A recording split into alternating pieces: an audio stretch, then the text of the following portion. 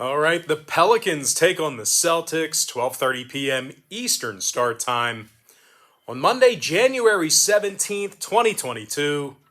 Happy Martin Luther King Day out to everybody out there. Now, Boston is -5.5 with the total at 214. And if you want to see which one of these free YouTube picks on my channel that I'm actually betting on personally, there's only one way to do that, and that's to sign up for a membership on my website at brockpage.com, where we are currently 10-28 in our last 38 premium sports picks on that website. And that math-defying record is good for just 26% during that stretch. Now, if you're brave enough to test the waters and you think we can turn this thing around, the link for my website is in the description section below. Now, the Celtics... That's ridiculous, by the way, the fact that I just read that. How's that for transparency? Anyway, the Celtics have gotten the W in 4 out of their last 5 ball games. 14-8 straight up this season at the TD Garden. Boston has done a really nice job defensively on their home court this season, as they're currently in the top 5 in defensive field goal percentage at home. Now, they're also allowing only 104 points a game in front of their home fans. Now, scoring-wise, Jason Tatum's averaging 25.5 points a game, along with 8 boards and 3 assists. Meanwhile, Jaylen Brown, he's scoring over 24 points a night himself, along with 6 boards and 3 assists as well. They're taking on a Pelicans team who lost 5 out of their last 8, and they also find themselves 11 games below 500 right now. Now, the Pels have also gotten the W in just 6 of 22 road games this season, and they successfully covered the point spread in only 31% of those contests that I just mentioned. Now, the Pelicans have really struggled offensively when traveling this year. They're scoring only 103 points a game on the road, and they're also shooting just 42% from the field in that category. Meanwhile, defensively on the other end of the court, they're also in the bottom 3 in the NBA in guarding the 3 ball away from home as well. Now, total-wise, 5 out of the Pels' last 7 fell under the posted total. 13-9 to the under in all of their road games. Meanwhile, Boston, on the other side of things, they saw unders recently against the likes of Indiana, New York, and San Antonio. I'm going to lean toward Boston -5.5 in the under 214. Next matchup, it is going to be Hornets versus the Knicks, 1 o'clock Eastern start time. New York's -1 with a total at 217.5.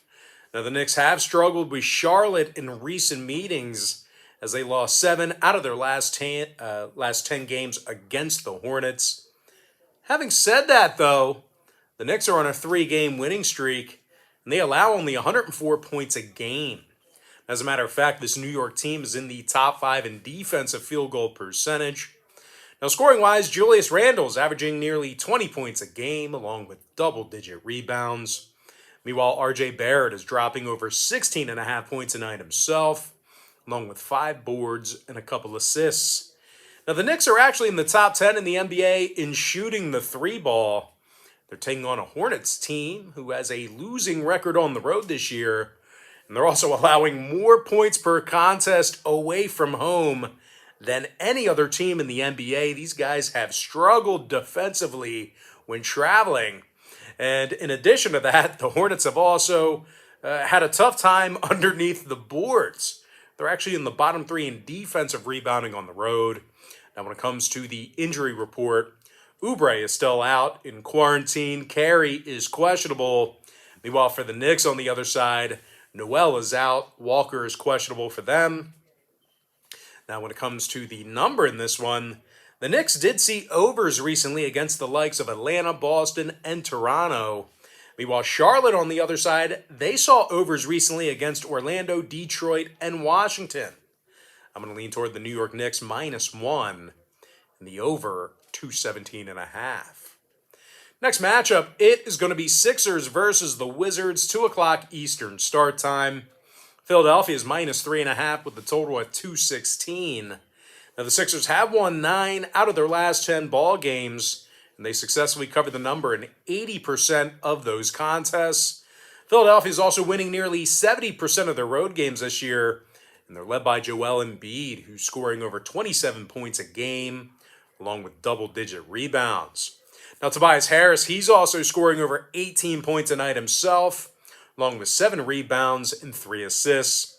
And when it comes to the defensive play of Philadelphia, well, the Sixers are allowing only 105 points a game when they travel. These guys have been pretty good defensively this season. Now, they're taking on a Washington team who may have to go to work here tonight without Bradley Beal and Davis Bertans. Both are listed as questionable for tonight's action. Now, the Wizards have had significant problems covering the point spread here lately. They're actually 0-6 against the number in their last 6 straight. And they also find themselves in the bottom 10 in home points allowed. Now, offensively, these guys are also making only 32% of their three-pointers for the entire season. So certainly some problem areas here if you're looking to back this team here today. Now, injury-wise, once again, Beal and Bertans are questionable. Meanwhile, for Philadelphia on the other side, Green is out. Milton and Thibault, they are both still out indefinitely as well. When it comes to the scoring in this one, the Sixers went 60% to the over in their last 10 meetings with the Wizards. So if you're into historical trends, head-to-head matchups, you may want to think about leaning toward the over in this one. Meanwhile, Washington on the other side, they are 60% to the over at the Capital One Arena this season themselves. I'm going to lean toward Philadelphia minus 3.5 in the over 216. Next contest, it is going to be Nets versus the Cavs, 3 o'clock East. Cleveland is minus 4 with the total at 220.5. Now the Cavs, the Cavaliers, they are currently on a 4-game winning streak. They've also successfully covered the point spread in 70% of their home games. Having said that, though, they have had some significant problems with Brooklyn in recent meetings. They lost 7 out of their last 10 contests against the Nets. And they really tend to throttle down offensively late in games this year. Cleveland's currently in the bottom 10 in third quarter scoring. And they're also in the bottom 5 in fourth quarter scoring as well. These guys really kind of, letting off the gas in the second half. Now they're taking on a Brooklyn team who leads the Eastern Conference in road wins. And they score more points per contest away from home than any other organization in the NBA. James Harden is dropping over 22.5 points a game, along with 8 boards and double-digit assists. Meanwhile, Kyrie Irving, he's averaging over 17.5 points a night through 3 ball games himself. 5 boards, 3 assists for Kyrie. Now, Brooklyn's making nearly 40% of their field goals on the road. And they're currently leading the NBA in shooting from the field away from home as well. Now, when it comes to the injury report, Millsap, Johnson, and Durant, they are out. Meanwhile, Claxton, he's been listed as questionable. Meanwhile, for Cleveland on the other side, Rondo is out. Stevens is questionable for them. When it comes to the total in this one, 5 out of Cleveland's last 7 fell under the line. 13 and 7 to the under for the entire season at home. Meanwhile, the Nets on the other side, they saw games recently with New Orleans, Portland, and Milwaukee fall under the posted total themselves. I'm going to lean toward Brooklyn plus 4 and the under 220.5. Next contest, it is going to be Pacers versus the Clippers, 3:30 p.m. East. The LA Clippers are minus 1 with the total at 209.5. Now, the Clippers did get the W in 2 out of their last 4 ball games. Victories over Denver and Atlanta during that stretch. LA's also got themselves a winning record at home this year, and they're currently the league leaders in defending the 3-ball at home. LA's limiting their competition to just 31% shooting from 3 land at the Crypto Center. Now, offensively, Reggie Jackson, he's scoring over 16 points a game, along with 3 rebounds and 3 assists. Meanwhile, Marcus Morris is averaging 16 points a night himself, along with 5 boards and a couple assists as well. LA is currently in the top 10 in fourth quarter scoring at home. They're taking on a Pacer team who's gotten the W and only 3 out of... let's try that again. They're taking on a Pacer team, because this is important. You're going to want to listen to this. They're taking on a Pacer team who's gotten the W in only 3 out of 19 road games this year. And that's good for only 15% in that particular category. That's even 11 points worse than my current record on BrockPage.com. That's really bad. Now, the Pacers have also lost 9 out of their last 10 ball games at any location, and they're making only 31% of their three-pointers on the road. Now, equally as bad, Indiana's averaging only 103 points a game when they travel. When it comes to the injury report, Brogdon and Lamb are questionable to play here today. McConnell and Warren, they are still out indefinitely. Meanwhile, for the Clippers on the other side, Winslow, Kennard, and Preston, they are questionable for them. When it comes to the total in this one, LA saw their last 4 straight all fall under the number. Meanwhile, Indiana's 13-6 to the under in all of their road games. I'm going to lean toward the LA Clippers -1 and the under 209.5. Next contest, Bulls, Grizzlies, 3:30 p.m. Eastern start time. Memphis is -8.5 with the total at 225. Now, the Grizzlies have gotten the W in 11 out of their last 12 ball games, and they successfully covered the point spread in over 83% of those contests. Now, the Grizzlies are averaging 113 points a night at home, and they currently lead the entire NBA in offensive rebounding. John Morant's grabbing nearly 6 boards a game himself, but more importantly, he's the team's leading scorer with over 24 points a night. Meanwhile, Desmond Bane is drilling 42% of his 3 balls, and he's averaging 17.5 points a game himself. Now, when it comes to defensive play, the Grizzlies are currently in the top 10 in defensive rebounding as well. They're taking on a Bulls team who's going to work here tonight without Zach LaVine and Lonzo Ball.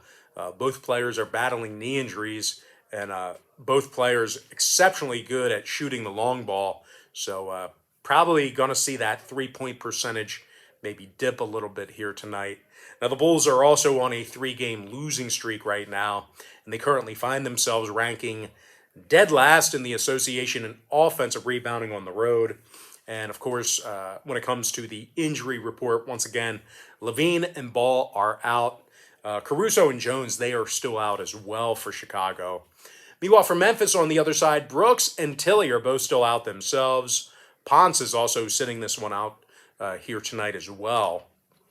Now, total-wise, Memphis went 70% to the under in their last 10 outings. Meanwhile, the Bulls saw unders recently against Detroit, Dallas, and Orlando. I'm going to lean toward the Memphis Grizzlies -8.5 and the under 225.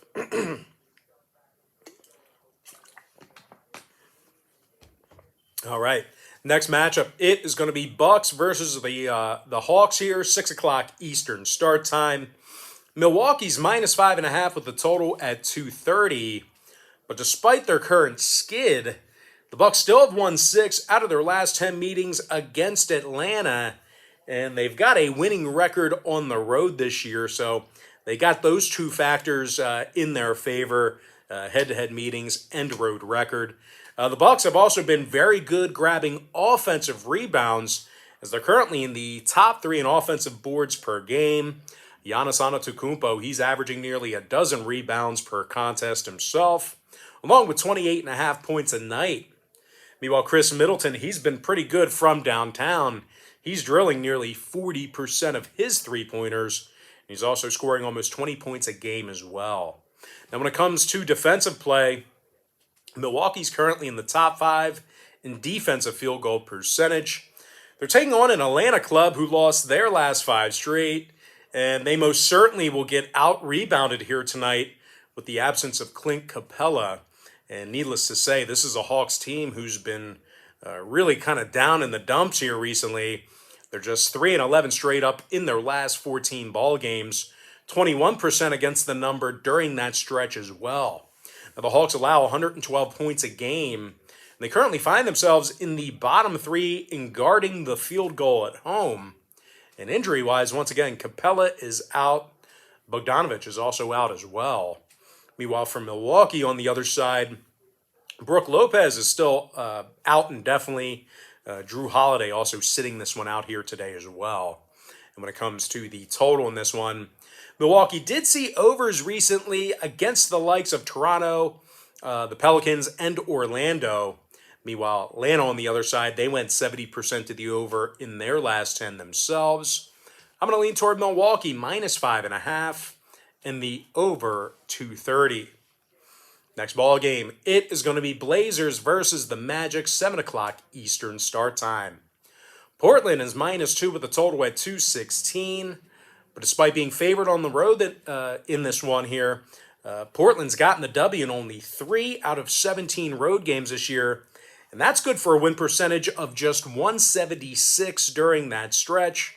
The Blazers also play some of the worst defense in the NBA. They're currently dead last in defensive field goal percentage on the road.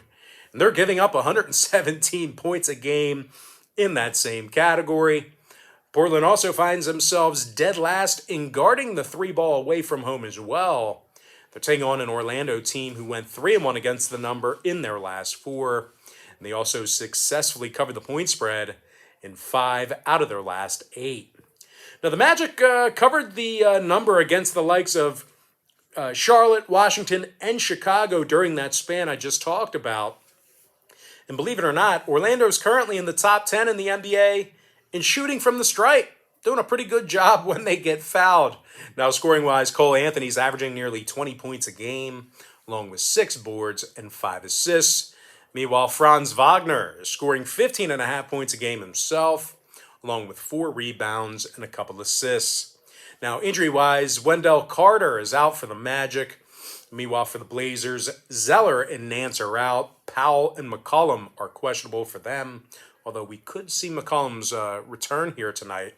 I guess it depends on how he feels during warm-ups. Now, total-wise, 5 out of Portland's last 8 contests got over the line. Those were overs against the likes of Washington, Denver, and Miami. Meanwhile, Orlando went 60% to the over in their last 10 outings themselves. I'm going to lean toward Orlando +2 in the over 216. Next ball game, it is going to be Raptors versus the Heat, 7:30 East. Miami's -3.5 with the total at 208. Now, the Heat got the W in 4 out of their last 5 ball games. They also went 6-2 against the spread in their last 8. Miami currently finds themselves 11 games over 500 right now. They're also winning over 72% of their home games. These guys have been awesome at the FTX Arena. Now, Jimmy Butler's dropping over 22.5 points a game, along with 5 boards and 5 assists. Meanwhile, Tyler Hero's draining nearly 40% of his 3 balls. He's also averaging 20 points a game as well. And speaking of 3 balls, the Heat's currently in the top 3 in making shots from downtown. Meanwhile, defensively on the other end of the court, Miami's leading the NBA in defensive boards. Now, they're taking on a Toronto club who lost 2 out of their last 3, and that includes an embarrassing 16-point loss to Detroit, where they were held to just 87 total points. Now, Toronto's also struggled to cover the number against Miami in recent meetings. They went just 40% against the number in their last 10 games against the Heat. Now, Toronto's biggest problem this season has been their shooting. They're in the bottom 5 in offensive field goal percentage. And they're also in the bottom 10 in fourth quarter scoring on the road. Now, injury-wise, Birch is out. Barnes and Trent are questionable. Meanwhile, for Miami, Lowry and Opala, they are out for them. Now, total-wise, Miami's 7-2 to the over in their last 9 outings. 60% to the over in their last 10 meetings with Toronto. Meanwhile, the Raptors on the other side, they went 6-3 to the over in their last 9 ball games themselves, throwing out that Detroit debacle. I'm going to lean toward Miami -3.5 over 208. Next ball game, Thunder versus the Mavericks, 8:30 Eastern start time. Dallas is -11.5 with the total at 210. Now, the Mavs have won 8 out of their last 9 ball games. And they covered the point spread in 78% of those contests. The Mavs have also had recent success over the Thunder recently as well. They're 7-3 straight up in their last 10 meetings with OKC. The Mavs are allowing only 101 points a game at the American Airlines Center. These guys have been great defensively at home. They're also limiting their competition to just 32% shooting from beyond the arc at home as well. And of course, when it comes to the scoring, Luka Doncic is averaging 24 points a game along with 8 boards and 8 assists. Meanwhile, Kristaps Porzingis is averaging 20.5 points per contest himself, along with 7 rebounds and a couple assists. They're taking on an OKC team who lost 6 out of their last 7. And they find themselves getting the W in only 30% of their road games. Now, OKC's biggest problem this season has been their offensive production or lack thereof. They're currently dead last in scoring on average per game. OKC's also ranking dead last in shooting the 3 ball as well. And as a matter of fact, the Thunder's making just 29% of their 3-pointers away from home this year. Now, injury-wise, Williams is still in quarantine. Krejci is out with an ankle. And when it comes to the total in this one, 8 out of OKC's last 10 meetings with Dallas fell under the posted total. Meanwhile, the Mavs are 16-4 to the under in front of their home fans this year. As a matter of fact, Dallas has also gone 30-13 to the under for the entire season at any location. I'm going to lean toward Dallas, minus 11.5 in the under 210. Next ball game, Suns versus the Spurs, 8:30 East. Phoenix is minus 4.5 with the total at 227. Now, the Suns failed to cover in 7 out of their last 10 meetings with San Antonio. So if you're into historical trends, you may want to think about that one. Having said that, though, Phoenix, in the now, currently, they are on a 3-game winning streak. And they also went 6-3 against the spread in their last 9. The Suns are currently tied for the most road wins in the entire NBA right now. They're 16-4 straight up when traveling, and that's good for a win percentage of .800 during that span. The Suns are allowing only 104 points per contest, and they're also limiting their competition to just 32% shooting from 3 land away from home. Now, scoring-wise, Devin Booker is averaging over 23.5 points a game, along with 5 boards and 4 assists. Now, Book's also drilling nearly 41% of his shots from downtown. This guy pretty much can do it all. Meanwhile, DeAndre Ayton is scoring over 16.5 points a game, along with 10.5 rebounds. And speaking of boards, the Suns are currently in the top 10 in the NBA in offensive rebounding. They're taking on a Spurs team who lost 9 out of their last 11, and they currently rank in the bottom 3 defensively in home points allowed. Now, the Spurs are also in the bottom 5 in the league in home defensive field goal percentage. And when it comes to the injury report, Collins and Jones are still out indefinitely. Pirtle is questionable. Meanwhile, for Phoenix on the other side, Nader and Johnson are both questionable for them. Of course, when it comes to the total in this one, Phoenix saw overs recently with Detroit, Miami, and New Orleans. Meanwhile, San Antonio's 16-4 to the over in their contests at the AT&T Center this year. And that's good for 80% in that category. I'm going to lean toward Phoenix minus 4.5 in the over 227. And with that, guys, we're going to jump into our next and final matchup on MLK Day. I'm talking about the Jazz versus the Lakers, 10:30 Eastern tip-off. Utah is minus 4.5 with the total at 230. And despite their current skid, the Jazz are 15-6 straight up when traveling, and they score more points per contest on average than any other team in the association. Donovan Mitchell scoring over 25.5 points a game, along with 3 rebounds and 5 assists. Meanwhile, Bojan Bogdanovic, he's been pretty dangerous from beyond the arc. He's sinking nearly 41% of his 3-point shots, and he's also averaging 18 points a game. Now, the Jazz currently lead the entire NBA in offensive field goal percentage. They also lead the league in defensive rebounding on the road. They're taking on a Lakers team who lost their last 3 straight, and they gave up 125 points or more in all 3 of those losses. The Lakers are currently in the bottom 3 in the NBA in points allowed per contest at home. They're also in the bottom 3 in offensive rebounding at home as well. And speaking of playing in front of their home crowd, LA's covering in just 36% of their contests at the Crypto Center. Now, injury-wise, Davis and Nunn are still out. Anthony is questionable. Meanwhile, for Utah on the other side, Butler, Hughes, and Whiteside, they are all currently in quarantine. And when it comes to the scoring in this one, Utah saw 4 out of their last 5 get over the line. 6 and 3 to the over in their last 9. Meanwhile, the Lakers saw their last 5 straight get over the total themselves. 80% to the over in their last 10. I'm going to lean toward Utah minus 4.5 and the over 230. And with that, guys, we're going to jump into our quick pick recap. Powered to you by my website at brockpage.com, where we're currently hitting at just 26% in our last 38 premium sports picks on that webpage. Give me Boston minus 5.5 under 214. New York Knicks minus 1 over 217.5. Philadelphia minus 3.5 over 216.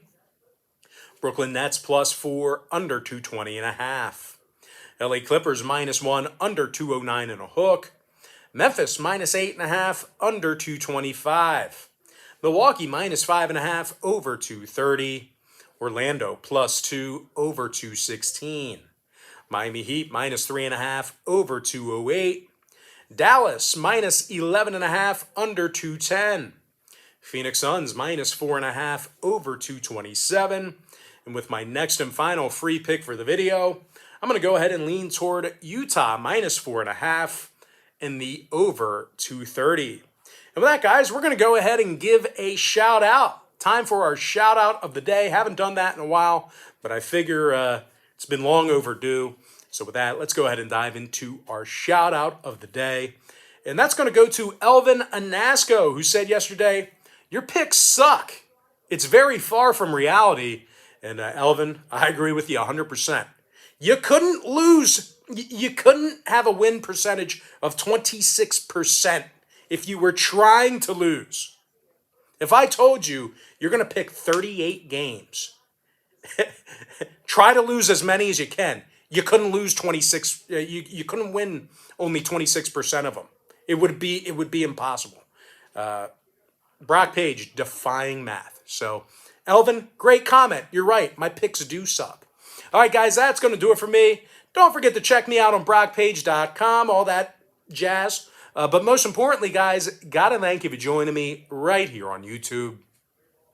Really hope you enjoyed all the... I'll tell you what, if I were you, I'd probably sign up for a package and then fade every pick. If you did, you'd be hitting at, 74% over the past 2 weeks or something like that. But anyway, guys, got to thank you for joining me right here on YouTube. Really hope you enjoyed all this great free content, all this great free information. And with that said, guys, happy Monday to you. Happy MLK Day to you. And I look forward to seeing you later on my website. Please, you can do it. No. Yeah, maybe I'll see you later today on my website at brockpage.com.